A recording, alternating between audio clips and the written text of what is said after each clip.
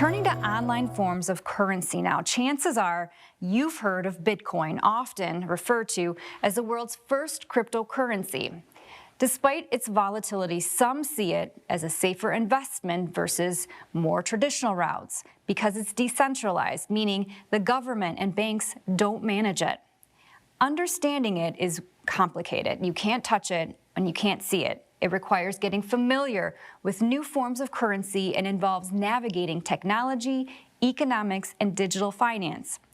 To better break it down, we spoke with Sahil Goswami with Dart Bank. Is it something you can see? Is it something you can touch?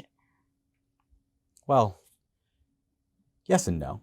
Technically, no. It lives online. It lives in the ledger. It doesn't even have to be online. But there are ways to store Bitcoin that don't necessarily require the internet. It just requires something called cold storage, the ability to download your money literally onto the equivalent of a USB drive. And then what do you do with that online money? Well, that's the big debate.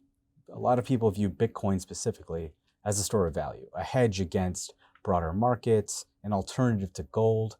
Some view it as a means of transacting, and some just view it as a speculative asset to try and make some money on. How long has Bitcoin, or the idea of Bitcoin, or even cryptocurrency been around? The idea of a virtual currency has been kicked around for decades. It was brought up in the 70s and 80s around what it would mean to try and transact over the earlier versions of the internet in the late 80s. But Bitcoin itself was a post-08 reaction to the recession, to a lack of faith in banks, and a lack of faith in the idea that a central reserve bank or a central monetary authority could really dictate the supply of money and the value of what you held. Is Bitcoin the only cryptocurrency that's worth anything, or are there others that have kind of similar value? So when Bitcoin first came about, it was one of a kind, really all there was. For many years that was true, and then eventually we started to see others pop up. Some more focused on enabling transactions, some more focused on privacy, some focused on international money movement. As time has passed, the number of cryptocurrencies has gone from tens, hundreds, thousands to millions. And that's where we sit today. There are millions of cryptocurrencies. It takes the length of time it took me to say the word to create a cryptocurrency today. It's as easy as ever. Okay. And you have folks creating them left and right. What is that creation process, the mining process? And maybe those two are two different processes, I'm not sure. So crypto itself seems to have been born alongside Bitcoin by the anonymous creator, Satoshi Nakamoto, who created Bitcoin, made it a fixed supply of 21 million to avoid inflation. We still don't know the identity of that individual or group, but we do know that it exists. It took off. It was very reactionary to the Great Recession.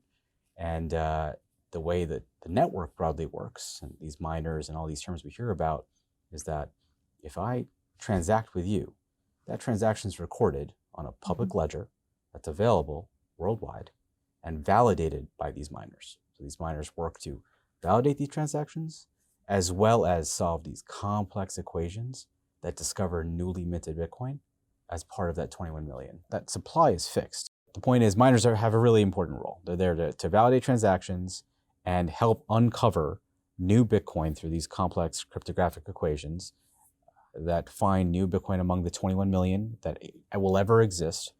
And that role requires a lot of complex equipment. But the rewards themselves are, as they validate these transactions and uncover the new Bitcoin, they get to keep that for themselves. And that's the reward they get for validating these transactions. How do you become a miner? It's really easy. Anyone can do it. Anyone could do it. The likelihood that you'll be able to mine Bitcoin while doing it, very limited. Really requires a lot of complex equipment. Why is it considered so volatile compared to more traditional investments like gold or stocks? Well, gold is collateralized by the metal. It is speculative on the idea that there is scarcity associated with gold, and that means that the value does go up as folks hedge against risk, because it's been a hedge against risk for decades. Fundamentally, Volatility is always interesting. And the idea that you can have a currency that is independent of any government, any bank, and can be used by the same person sitting in New York or sitting in Seoul is an appealing prospect for those who are looking for the idea of financial freedom. I think the spirit of Bitcoin, the spirit of crypto, is that you want the ability to do what you need to do. And I don't know of anything more American than personal liberty.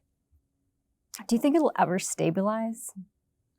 Or do you think there's always going to be kind of the sense of unknown?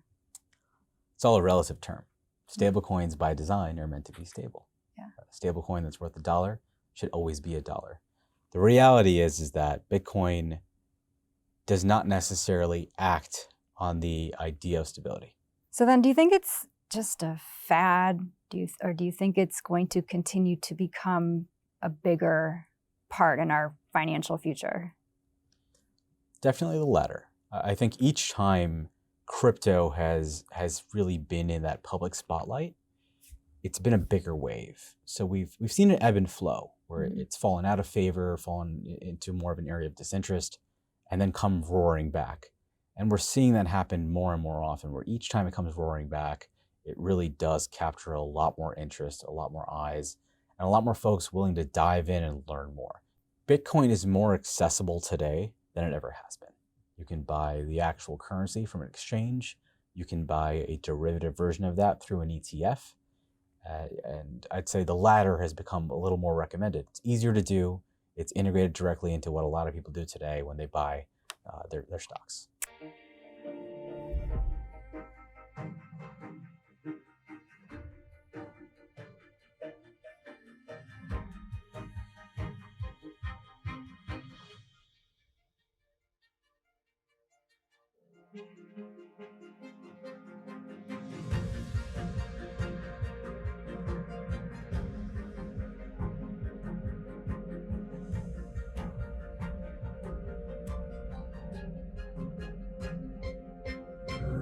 We do want to stress, Sahil is not a financial planner and not providing financial advice. For those who want to learn more about it, he strongly suggests educating yourself first and foremost. Thanks for watching, and thank you for your continued support for WCMU Public Media. We'll be back soon with another edition of Pressing Matters.